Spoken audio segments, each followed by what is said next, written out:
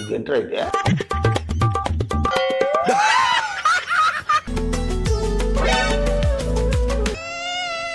అందానికి ఆ పేస్ కార్డుకు మనం ఇచ్చే వాల్యూ ఎంత అండి అది?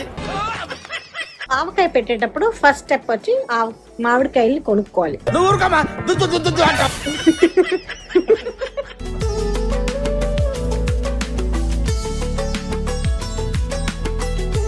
కొన్ని కాయలైనా మనం పెట్టుకుంటేనే ఆ మజా. ఇప్పుడు మీరు చెప్తే తెలిసిందండి.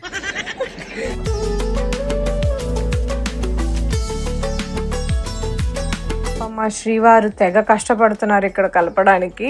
చేత్తో కలపమంటే అస్సలు కలపడంట, గరిటెతోటే కలుపుతాడంట.